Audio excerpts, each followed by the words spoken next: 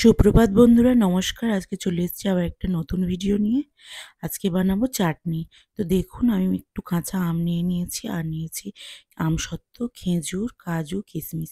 কাজু কিশমিশটাকে কুচিয়ে একটু ভিজিয়ে রেখেছিলাম। তারপরে খেজুরগুলোকে দানা বের করে ছাড়িয়ে ছোট, ছোট করে কেটে নিয়েছি। তো আমি প্রথমে কড়া গরম করে নিয়েছি। তারপরে তার উপরে দিয়ে দিয়েছি একটু তেল। তেলের মধ্যে দিয়ে দিয়েছি হালকা একটু মৌরি ফোড়ন।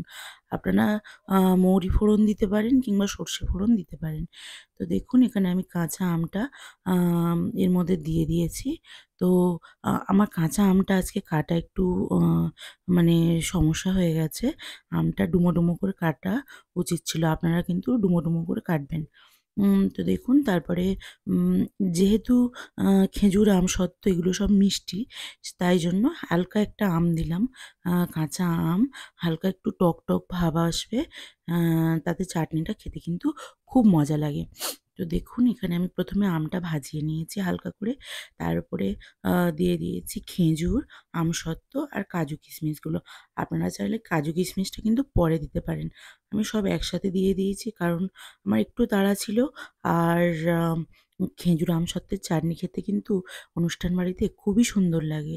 এম কিন্তু বাড়িতে বানাতে আমরা আ খুব একটা আ পারি না। তো আজকে দেখুন, আমি কিন্তু আমার শাশুড়ি মার কাছ থেকে এই খেজুর আমসত্ত্বের চাটনিটা শিখেছি।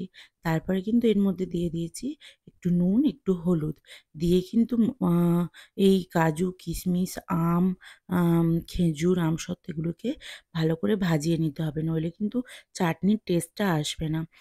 যদি আমরা পুরোপুরি এগুলো দিয়ে তার কিছুক্ষণ পরেই জল ঢেলে দিই বা মিষ্টি দিয়ে বানিয়ে তুলে নিই, তাহলে কিন্তু একটা আ টেস্ট, যেটা কাজু কিশমিশের চাটনির যে টেস্টটা, সেটা কিন্তু একদমই মুখে লাগবে না। তো দেখুন, আমি এখানে বাতাসা ব্যবহার করেছি। আপনারা চাইলে চিনি ব্যবহার করতে পারেন। চিনি বাতাসার কোনো তফাৎ হয় না। তবুও আমাদের বাড়িতে বাতাসা ছিল, তাই আমি বাতাসা ব্যবহার করেছি। তো তারপরে নুন হলুদ দিয়ে একটু ভাজিয়ে নেওয়ার পরে কিন্তু সবসময়ই লক্ষ্য রাখতে হবে এটা যেন তলা ধরে না যায়। কারণ এই চাটনিটা প্রচুর আ তলাটা ধরে যায়। সুতরাং মিডিয়াম আঁচ রাখা উচিত। কখনোই জোরে বা খুব আস্তে দেওয়া চলবে না। তো তারপরে আমি বাতাসা দিয়েছি। দিয়ে তার উপরে দিয়ে দিয়েছি পরিমাণ মতো জল। একটু আ জল বেশি দেব, কারণ একেবারে শুকনো করব না। আ তো দেখুন, আমি জল দিয়ে দিয়েছি। এবারে আস্তে করে ফুটে উঠেছে। তো ফুটে ওঠার পরে এটা একটা আম গাঢ়, গাঢ় আ মানে বাতাসাগুলো গলে গিয়ে একটা গাঢ় ভাব আসবে।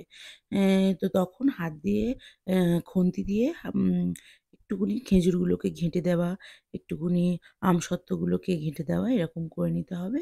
তো তারপরে দেখুন, একদম রেডি আমার বিয়েবাড়ি, অনুষ্ঠান বাড়ির মতন একদম আ জেলির মতন চাটনি। তো আমার বাড়িতে এটা আমার শ্বশুরমশাই খুব পছন্দ করেন। আ যেকোনো চাটনি উনি পছন্দ করেন। তবে এই খেজুর, আমসত্ত্ব, আম দিয়ে এই যে চাটনিটা, এটা কিন্তু খুবই পছন্দ করেন। আর হলে একেবারে কিন্তু খেয়ে নেওয়া হয় না। মানে একটু রেখে তারপরে খাওয়া হয়। তো আজকের ভিডিওটা এই পর্যন্ত। ভালো লাগলে কমেন্ট করবেন। টাটা।